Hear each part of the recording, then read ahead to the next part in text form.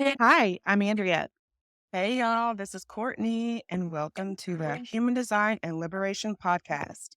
This is a space where we explore how human design and liberation theology intersect with the past, present, and future. With the intent of sharing the beauty and pain of the human experience to encourage you in your liberation journey. We're back. Hello, Hello, hello. hello. Hello, hello. How you doing? Okay, good. I'm ready for this part. Good. Me too. I'm excited. I love talking design. Me too. As Yes. Okay, so what we thought we would do with this episode is share with everybody a little bit about our designs so that you, the listener, know more about the filter through which this information is coming to you.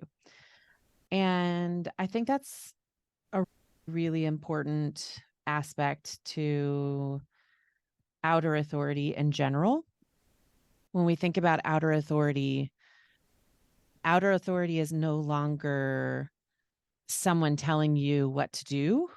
Outer authority is someone sharing their experience, someone sharing the wisdom that they've gained, someone investing their energy in you in the hopes that you will be able to take that, integrate it, and feel more satisfaction, success, peace as a result.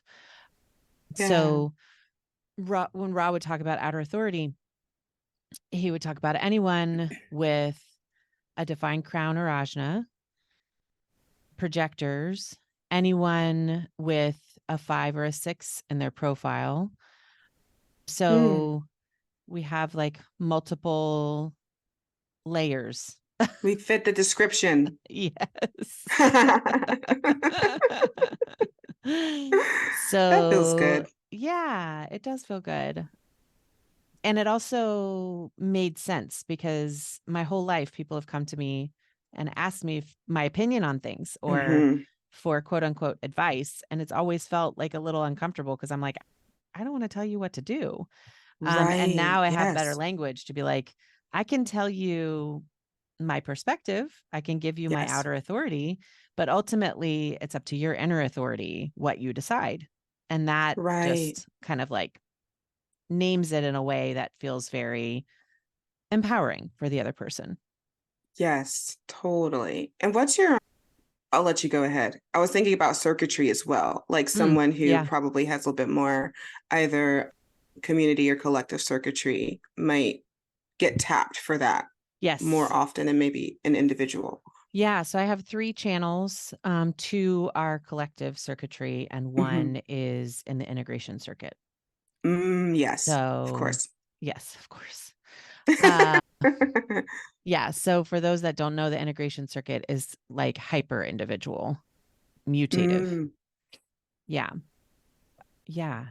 And I think probably today we won't get too into like specific channels, but that might be a fun episode yeah, to do. I think so. Yeah.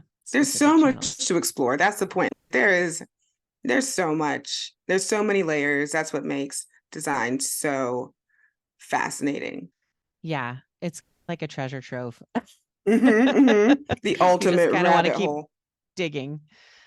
Yeah. And then for you, you have you have a mix, right? You've got I do. mostly collective. I have primarily collective circuitry, but I do have some really important community circuitry You do. Yeah.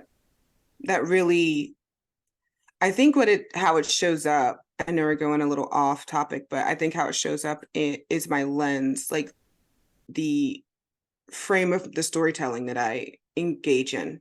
Typically Mm, is a more localized focus, but the subject matter, like the value of the story, can be felt yeah. collectively. Yeah, for sure. Yeah, I think that makes sense. And also recognizing that the fourth line of your profile is Mhm. also a more community energy, right? And Yes. so you've got like your son in a community aspect Hmm. along with that circuitry. It you're able to speak to the importance of support and Yeah. community in the journey of the collective getting to where it Yes. wants to and needs to go. Totally. Whereas Yes. my circuitry is more about empowering the individual so Hmm. that the collective can get to where it wants and needs to go. Yes. Yes. Yes. Yes. So Oh, between the two of us, we got all three. we got all three. We got you covered. We got you covered. It's my attempt Okay. at a New York accent. I Not love it. good. I Not good. like it. Sorry, New Yorkers. Anybody listening, I'm so sorry. But I will do it again. Homie, we'll talk. Good.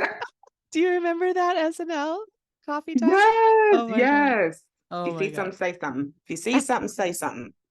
Yes. So fun. Okay. My design, I am a 6'2" single definition. No, split definition. I wish I was single. Hmm. I have single definition envy. It's okay. I'm glad I'm a split, but it makes for some real challenges. Just being real. Split definition, splenic projector, and I am a quad right. She's from the future. I'm That's what from we the future. decided. Andrea's from the future. More on that Uh, later. More on that later. I have a defined crown, defined ajna. My split is between my ajna and my throat. And then I have a defined throat, identity center, spleen. All four motors are undefined. So I'm Oh, a classic projector. classic. Classic. Yeah.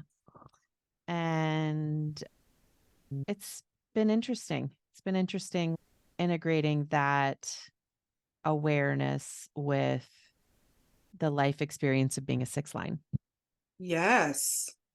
Yeah. Can you just say a little bit more about that? Like, what does that mean? Because we're both six lines, so we both have this a story Yeah, on we our both art. have a Yeah. story. Yeah, we're both six lines in our second phase. And I am in the second half of the second phase. You are in the first Hmm. half of the second phase. Hmm. So basically, we try to cram a whole third line life into the first Yeah. 30 years of our life. You know, Um, overachievers. Yes. and the worst part is that it's not something you can control. Like every six line Right. I've talked to, and even six lines that are in their first phase, like Declan, it's, but I don't want to do this. How do I stop it? I'm like, sister, you can't stop it. Yeah. My love, you cannot stop it. Yeah. It's just going to go. It's just going to roll. Like Exactly. the most you can do is just know I am here to take in as much of life as humanly possible. And it's just, it's going to be what it is. It's fast and furious. It It's is. all of them in the first 30 years of your life. Yeah. Yeah. And so then in the second phase, you retreat and try to heal from all of the wounds of being a third line without the Yeah. resiliency of a third line. Yeah. Because we don't have Yep. that resiliency. And that's where you get your perspective. That's where you start to integrate the lessons Hmm. and then hopefully by the time you're 50, you are ready to come down off the roof and Hmm. just be yourself. Yeah. I love that. I'm so fascinated by the sixth line. I am a sixth line, but I'm very fascinated by this idea of these life stages because I know something that like really draws me into human design is how cyclical it is in nature. Yeah. It's not just a Yeah. straight line, like this idea, this enlightenment idea of like progress, arriving Mm. somewhere, arriving Hmm. at this whatever, Yeah. perfection of some sort is not a thing. There's never going to be a time in our lives where we're not still learning. And even you remind me of the fact that as a sixth line, there's still going to be a little bit of trial and error in stage 2. There's might even be a little bit in stage 3. Yep. This is not a rigid by any means a entirely rigid system. Yeah. And Yeah. we are still deep in experimentation. So we're still learning about the system. Yeah. But one thing we do know is that, like you said, it normalizes struggle Mm. as not only like just a part of life, this neutral part of life, but actually a very positive, like now that I'm in the second stage, I'm looking back at the first stage and I'm like, there was just so much good data Yeah. collected. There's just so many, and I don't have to keep doing all those things. Like coming away from that person is feels more of like a release. Like it's okay that I'm not still that young, reckless, doing it all person. Like I don't have to be that person forever. I'm not supposed to be that person forever. Yeah, I do So think there's yeah. some grief in the beginning of the second phase Oh yeah. because there is a lot of fun to be had. Mm-hmm. That first phase is a lot of fun. Like I think I Oof. lived in, I don't know, I'd have to count, but it's somewhere between 8 and 9 cities. Yeah. Oh, is And that a part of it too? The moving around? most of that was between 20 and 30. Um Yeah. yeah, there was a lot of fun. I did a lot of travel. I climbed the corporate ladder, found out Mm-hmm. all the ways that corporations are fucking around and how it's really an extension of colonization. Yeah, I don't regret a minute of it. And I did have to grieve. I still, on occasion, grieve. I don't have as much access to that energy, as much like Yes. I don't have that underlying current in my life anymore. It's a Mm-hmm. much more settled current right now. Yeah. And I also love this current phase. So I wouldn't change it, but that doesn't mean that there isn't still something to grieve. Yeah. There's definitely a high in that first season. I mean, that first For phase, sure. like, Yeah. because you out there. Like we are out there. I have the wildest stories. I played in a I played in a poker tournament and got to the final table. Wow. I went off-roading in a car that should not have been doing that. And you live to tell a tale. And I lived to tell the tale. All the I've third lines are I've like, what? I do that. I did that last weekend. exactly. Oh shit. You're supposed to stop doing that? No, not necessarily you. I don't know. Maybe Maybe you. Maybe you too. tweak it. Just tweak it. Wear a helmet. But yeah, wild shit. Like Yeah. so much fun. And I don't know. We end up being really cool as elders, though. I think that's the Yeah. cool thing about a six line, which is, I guess, like the intent is like that role model is Mm-hmm. really an elder. It's not someone who is like it's not like a professor No. necessarily. It's Mm-mm. just a person that lives a life that attracts others who are destined to live a similar life, and they get Yeah. to watch you do it. It's pretty cool. Yeah. The way Yeah. Bra described it was like probably the fifth line would be more like the teacher or Yeah. professor or regent or regal or CEO or like that spotlight energy, Yeah. especially with the projection field. The sixth line is like the wise elder next to the royal. So if you have like a reigning Mm-hmm. queen and you have like the priestess that is next to the queen. And Yeah. it's a little bit of like an energetic check on the fifth line because the fifth line Right. is here to universalize. And the sixth line is seeking objective truth. So Mm-hmm. when the sixth line is in alignment with the fifth line, it legitimizes the fifth line. The fifth line Mm-hmm. is then able to have a stronger position within the collective. Right. And it's interesting just from a historical perspective when you look at Indigenous Europe and like the Druids and the Oh. priestesses of the Celts, that was their role, right? That was Mm. their role. And the chieftains and lords and whatever structure they had, depending on which part of the region you were in, Mm-hmm. they had their priest or priestess, or Mm-hmm. there's different words used for it in different regions, but as that was the like six line archetype, making sure that they were in alignment with like Wow. spiritual alignment with what they were doing with their community. Wow. I love that. That's, yeah, of course. Yes, that you do need that. It makes me think also of, and I don't want to speak, I am not speaking authoritatively on this because I do not know all the details, but I am aware that in the indigenous um, tribes of what is now the United States, some of the tribes, it was two spirit people, or how Mm, we would, yeah. our maybe crude translation is trans, but Yeah. for them, it is that and more, I think. Those individuals were the oftentimes that spiritual objective kind of check, and how, like, when you imagine that, yes, I've experienced the incredible insight of being under trans spiritual leadership. You have as well. Yeah. And how their capacity to tap into something altogether different, like a wisdom that's altogether different than those of us who are cisgendered, Yeah. is Absolutely. very potent. So, yeah, Yeah. absolutely.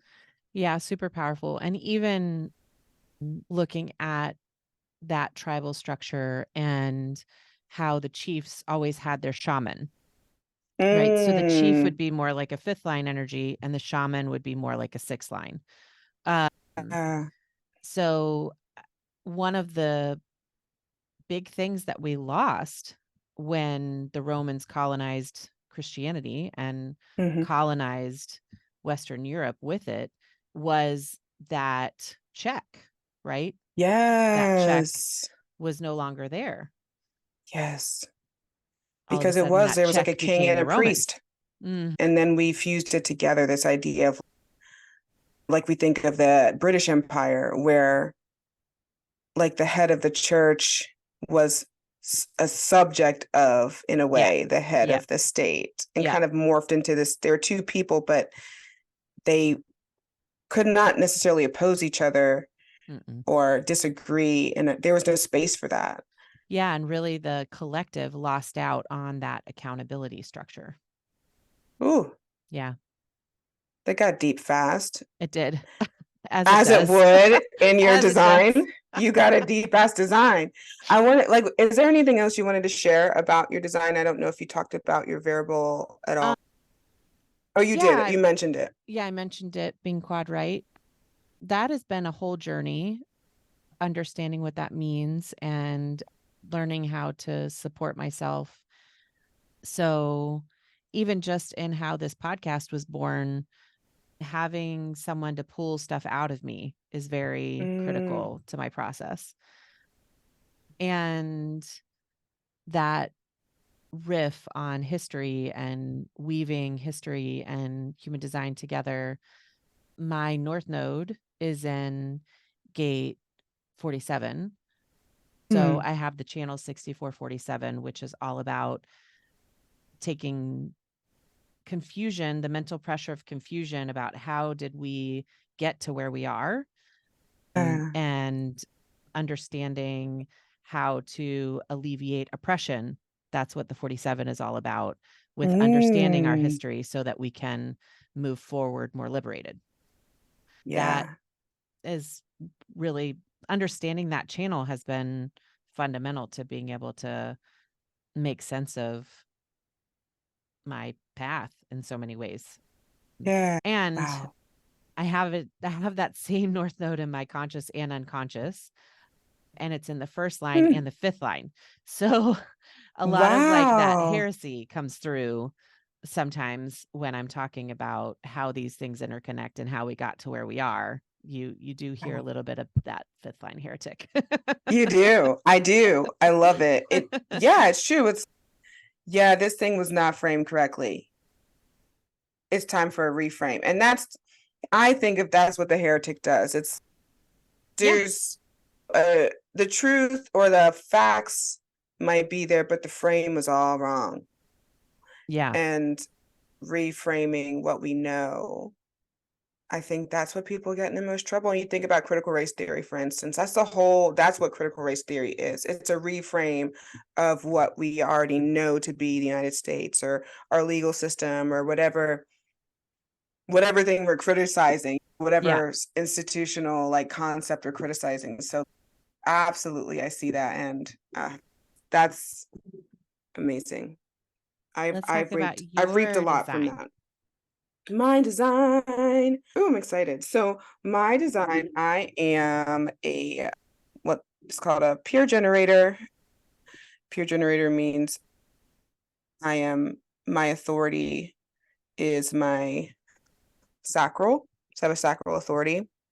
I have a 4-6 profile. We mentioned the sixth line, but the fourth line is my people. I like to call it the Yeah. my people line, that I have like energetic synergy with very specific people. Mhm. And I'm starting to think about how to articulate who that person is, Mm. because I think for a long time I haven't been able to articulate who that person is. It happens on such a energetic level. I just follow it. But I I think one thing that I've noticed is not satisfied with the single story. Mm. The single story is a concept. Chimamanda Adichie, she's a writer.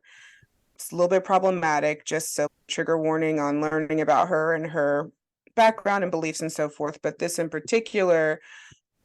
idea in particular is really potent. This idea of we live in a society that is very bent on defining people and Mm. places and certain things for its own ends. And if we stop there at that single popular narrative, 9 times out of 10, we're going to miss understanding that thing according to its own definition, Mm. typically. And someone who is sensitive to that reality, that what you hear, the narratives that are like easiest to find are typically not the most complete.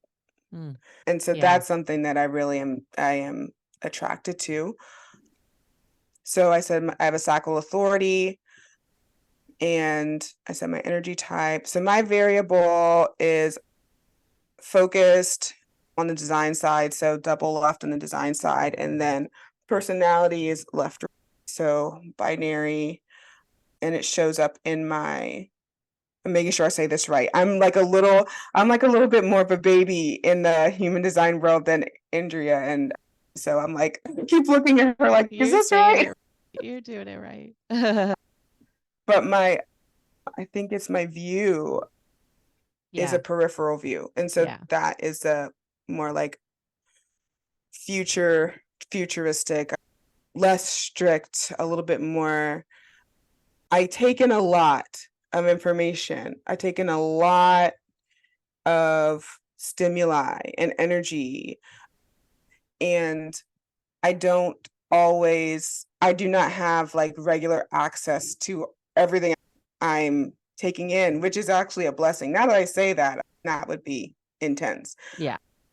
And so it tends to come out when when I'm with my people. Like being Yeah. around my people is important for me to be able to access the information that the collective needs or that community needs in the moment. And so I really appreciate people like Andrea who've come into my life and we vibe, we connect, and I notice how I can access, how I can connect ideas in her presence that kind of float around like little bubbles in my head when I'm not. That's a really beautiful thing. And then I have a fairly defined just design overall. Yeah, But what's funny is that my two undefined centers, my crown center and my solar plexus, are like completely undefined. I know they're both completely open. So it's like I mean, yes, everything else that you've got 7 defined centers and then you've got 2 completely open centers yes, with a very, triple very split. open with a triple split, with a triple split. So just taking in so much, taking so many like questions in, like I'm seeing, I'm I feel it. And when I'm in spaces, I feel that quizzical energy. I Mm, feel the discomfort. We're coming into something new. I used to be actually, and now I think this might be why. So one place where I tended to be really uncomfortable, almost to the point of like a fear, mm, was art museums. mm, So I would walk through and it felt so intense to be in the space. mm. And going from exhibition room would cause me to have anxiety. And I'm now that I'm looking at it and I'm much more immersed in the art world. This is like when I was little, like when I was a girl. But now that I'm an art writer, I spend a lot more time in these spaces and they're more generative for me. I'm able to sort through the emotion. Art is such a conduit for emotion and questions. If there's anything about art that is just like a guarantee when you're in its presence, you're experiencing a lot of human emotion and you're experiencing a lot of questioning. Like you're experiencing a lot of you're not getting answers oftentimes from art. Yeah. It pulls questions out of you. It pulls like you're seeing like the visualization of someone who is wrestling with something, with an idea or experience or a topic. And so I think because these two centers are wide open, just the being in the aura, in the presence of a room full of so many highly emotional, highly Yeah. questioning, like channels of human energy Yeah. was overwhelming. Yeah. I could Um, totally see that. Yeah, and so for people who don't know what this means, so when you have an undefined center, you're taking in the energy of that center and amplifying it. But when mhm, you have one gate, even just one gate in a center, then there's somewhere for that energy to land. There's some mhm, kind of format for that energy to take. When you have a center undefined and completely open, there's nowhere for that energy to land. And mhm. so you experience that amplification times 10. Yeah. And completely open centers are an opportunity for the highest level of wisdom in that energy because Mm, your journey is to digest and alchemize that energy that you're experiencing so amplified. So yeah. it's really it's a gift. It's just a gift again that you have to put into. You have to put work into. Yeah. Yeah. And that's I think the sacral being as a sacral authority generator, having so much energy for the work is Mm, beautiful. But something that Andrea was able to show me is how to care for that energy mm, and the specific care that it needs, that joy and the pleasure. And yeah. I was on this like pleasure journey even before. I love Audre Lorde. I love Sister Outsider. I see that book as like a devotional for me. Mm, And when her essay on the erotic is something that every generator very specifically should read. Everyone should read, but generators very specifically because it really does like clear is the best way I can say, clear out a lot of conditioning we have around pleasure, Mm, around the erotic and what it's there for. And she literally says it's there to energize us to do the work that we're here to do. It's almost mm, literal how she explains it. And that's what I learned from Andrea, like on the human design side, was that when I am prioritizing my joy, when I'm prioritizing my pleasure, that I am charging my sacral. I am like loving on it, basically. yeah. It's I'm loving on my sacral in a way for me to handle this energy with a level of ease instead of it being like these, instead of grinding the wheels, like lubricating the gears. What's make This is what allows the gears, the energy to run and through me smoothly, more smoothly than if I am not prioritizing my joy, and it just gets so gunky. It gets so There's so much resistance, and the energy can get stuck, and that is not fun. It's not fun when that energy gets stuck somewhere. So I really appreciate that. I feel like having this combination of the wide open crown and wide open solar Mm-hmm. plexus with the triple split, it makes sense to me why you would have some fear around certain environments where Mm, you just got flooded, right? yeah. Mental pressure would flood you, or Mm-hmm. emotional energy could flood Mm-hmm. you. Yes. And also that feeling like, especially that mental pressure, being a Black queer woman in a space. I grew up in the South, Absolutely.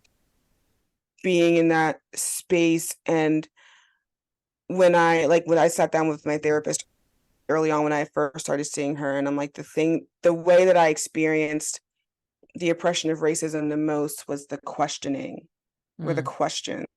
mm, And I said that because I did experience verbally those questions, but I think I was also experiencing, now that I understand human design, all the questions that weren't being verbalized in the mhm. space.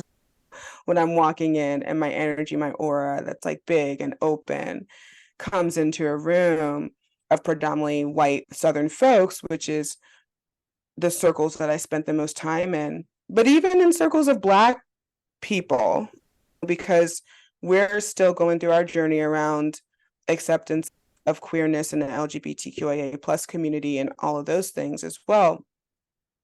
But mainly those white spaces and coming in and all the questions hitting me verbally and non-verbally. It was, yeah, I experienced a lot of intense anxiety and frustration in those spaces. Yeah. Yeah. Makes sense. Mm. I think that brings us to this question around the role human design has played in your liberation.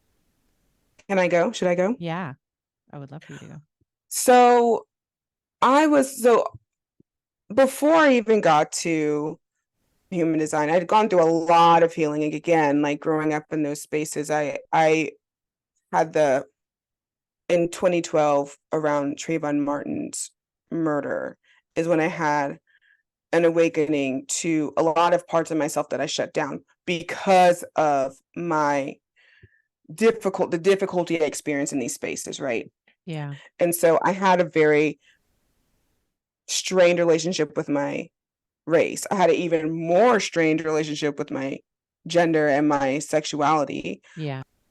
But the first one I was able to start dealing with was my race, and going through this idea of beginning to start my own process of deconditioning and like differentiation before I even got to human design. I was able to do some of that. And so when human design came through for me, which was my sister who introduced me to it a couple years back over the holidays, and I finally saw the complexity of myself Mm, in a really beautiful way. I knew I was different. I knew I couldn't be I couldn't fit in any of these boxes that society had built for me, like Yeah. the blackness box, which was, I don't know. We'll expound on that another day. But the woman box, the wife box, the Christian box, all these things, like it just never felt right. Like I didn't fit all the way inside. There's Mm. always like a foot hanging out, an arm hanging out. It just like was so awkward. It's just poorly made clothes. I'm like, what am I? It was really frustrating, obviously, as a generator. Like I'm just Yeah. experiencing so much frustration because I just want to feel normal as myself, Yeah. and it's not happening. Yeah. And I was introduced to human design. I started learning about generators, and I'm like, yeah, that's me. I felt like the phrase, you'll hear me say it a lot, but the phrase I would say all the time when I'm reading about design is like, oh, of Yeah. course that's how, that, Yeah. yes, of course, that's me. And then the more I learned, the more I saw myself and I saw things that I just up to this point was just trying to find a way to get rid of. Mm. And that's the thing that human design gave me back was like, there's nothing about me that I need to get rid of. And and but the problem was as I was looking for knowledge and information and studying, human design still felt like a very white space, a very, Yeah. in a lot of ways, capitalistic space. Yeah. Yeah. A little And bit I was like, colonized space. yes, Yep. Yep. very pumpkin spice, Yeah. very PSO. And I was like, I am not a PSO girl. I don't know I'm so if I glad even you fit got in to this this part of box. the story because I was gonna I If was we were gonna gonna bring go, it up. this is a very important part of the story. It is, yeah. And I was frustrated, of course. And I was like, what? This is a This is very not, six line thing, right? Looking for the objective yes, truth, right? So yes, when you are only seeing part of the story and specifically for you, feeling like your part of the story is not being told. yes, yeah, exactly. I was like, this is not what I'm getting out of this at all. And so I don't try, and I've been under a lot of different teachers. We'll talk about Yeah. that in a whole nother, came through the white evangelical church, MLMs, mega churches, all that. One day we'll get into all of that. But I'm very wary as someone who's in the second phase, someone's on a roof. I'm very wary of my teachers. I'm very wary Absolutely. of my mentors. And so I feel like I had found the subject matter that I wanted to dig Mm, into.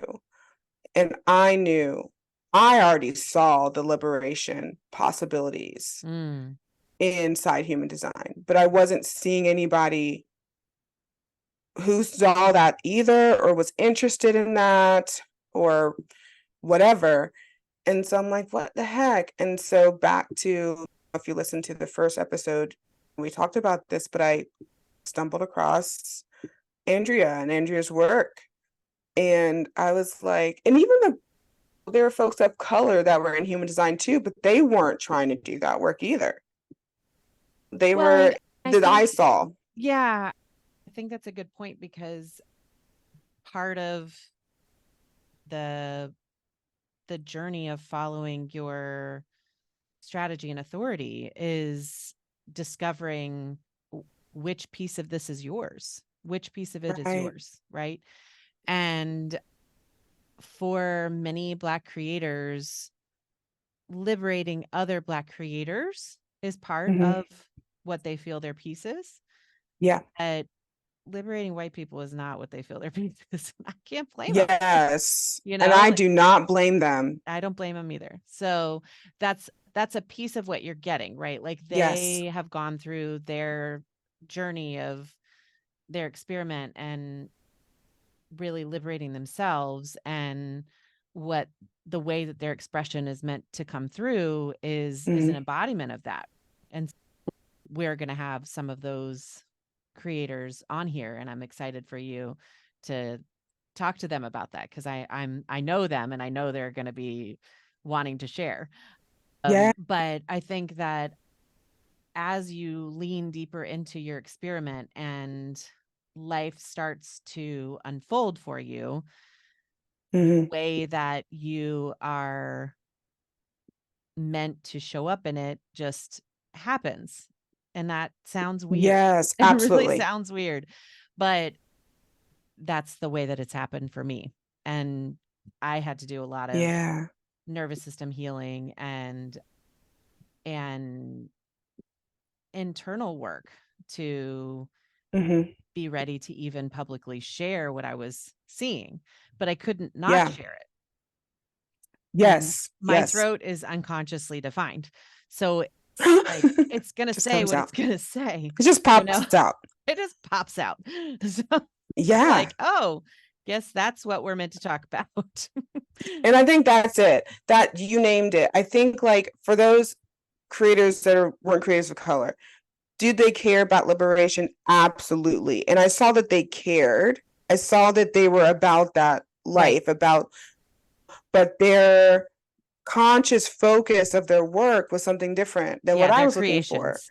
Yeah. Mhm. Yeah. And I think like, I really appreciate you saying what you said because none of this, and you'll learn this about me and like my style of speaking, like I'm a very kind of straightforward speaker. I have a very kind of in my mind anyway, objective way of describing things, and sometimes that comes across as harsh, It's very but it's very sexual.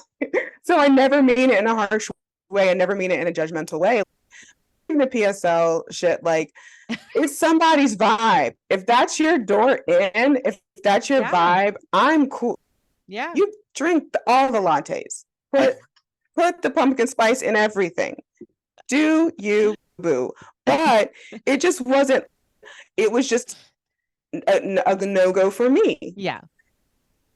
And like when I came across Andrea's work, and also I've had the privilege.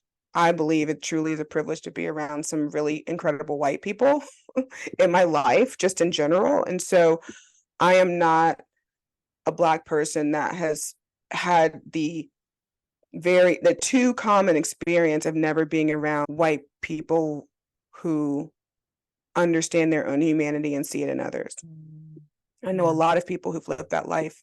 I respect that life, and because it's a It's a common reality. experience. Yeah, it's a It's common a experience. too common experience.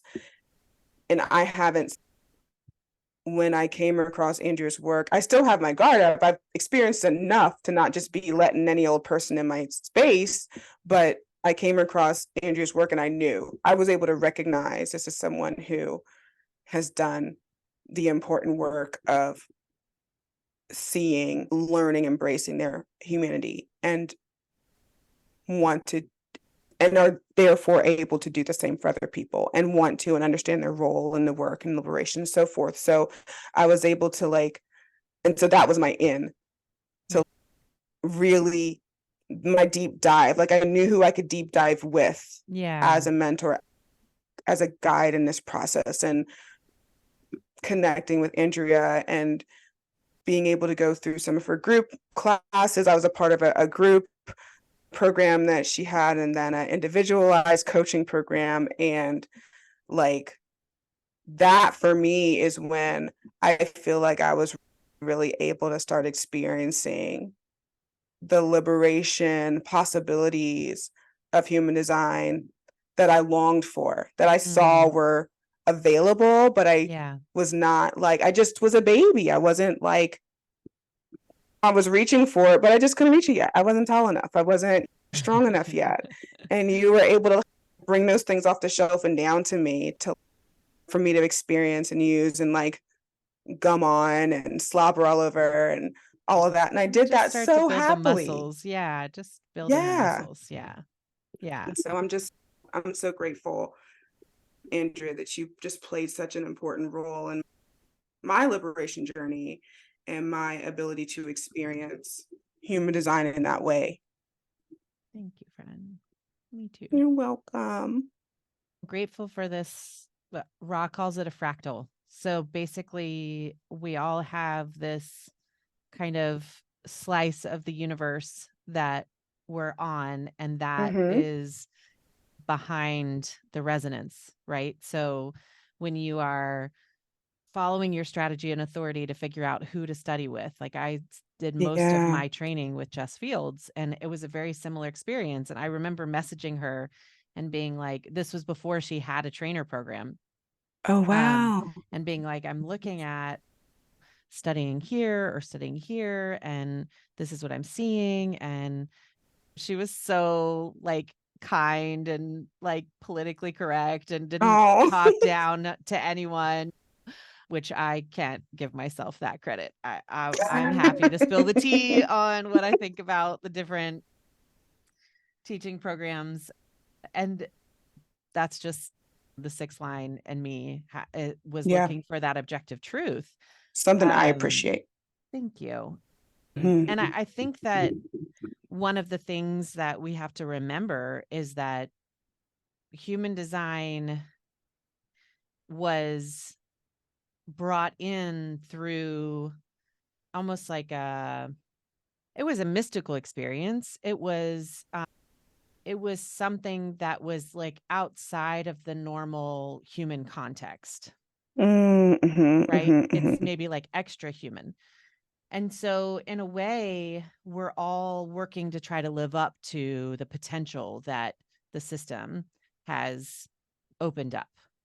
Yeah. And so when we're looking at some of the limitations or some of the, let's say, energy that's in detriment around some of these topics, Mm, um, it's it's still humans that are behind the scenes of whatever you're looking at.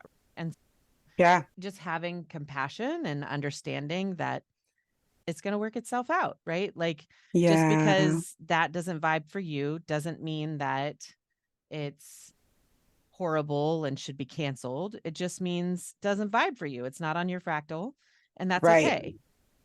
And yeah, I had everything that you described around trying to find someone to learn from is exactly what I went through trying to find ways to study as well.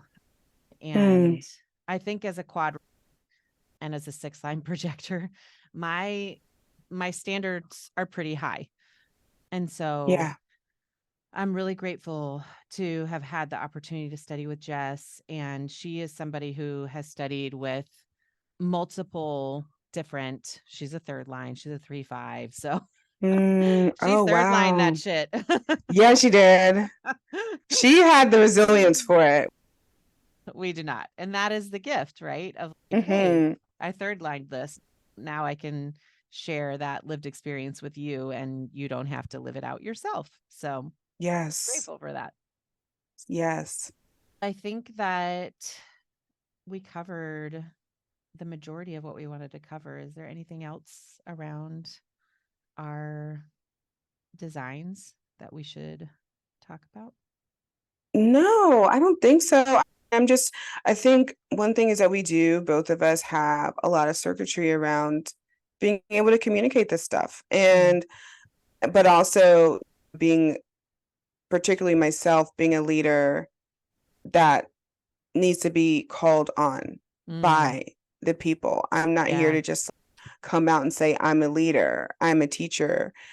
This is a space that I was called into. Mm-hmm. And so I am so like, I don't like the word humbled, but I do feel the weight of responsibility. I think we both feel the weight of responsibility for this role and this offering. And we love comments, we love emails, and all of those things. We want to interact with you, our listeners. We want to know how this is hitting you and all of that. So we're very open to experiencing this with you. And we'll have more and more ways. You'll hear it in our outro and all of that, and in the show notes, how you can connect with us. But we are about that life. This is not just, we're not elitist by any means, like No both with our way. collective. circuitry. Like, we are here, we are about the people, we are for the people, we are the people. We're not different. And so we want to be able to build relationships through this podcast with our listeners and however you interact with this work. So that's something I'm really excited about. Me too. Me too. And I would love if there's a question or something comes up, if you can leave it in a comment on the podcast, we can address it in Yes. one of our shows. Yeah, and we're going to create more and more ways to be together. So more coming on that too. Yes. Stay tuned. All right. I think that wraps up episode 2. This was good. I loved hearing like deeper descriptions of your chart, your design. It's so beautiful. I think all designs are beautiful, but I'm more partial to yours. Oh, thank you. I love it too. And I think that it gives more context and color and contrast and texture to the conversations. I'm starting to hear people's channels when they talk. I'm like, oh, I'm really getting this vibe. Yes. Oh, so fun. So fun. So fun. All right. Thank you so much for tuning into HD and Liberation Podcast. We hope you've gained valuable insights into human design and its role in building a life of peace, success, satisfaction, and wonder. If you've enjoyed this episode, please show your support by liking, following, and sharing our podcast on YouTube or your favorite podcast platform. Your engagement helps us reach more people who can benefit from this wisdom. For exclusive content and to join our thriving community, consider becoming a Patreon member. Your support allows us to continue exploring the depths of human design and its potential for life and community transformation. Stay tuned for more fun, thoughtful, and impacting discussions. Together, we're unlocking the path to a more liberated and authentic life. Thank you for being part of HD and Liberation Podcast.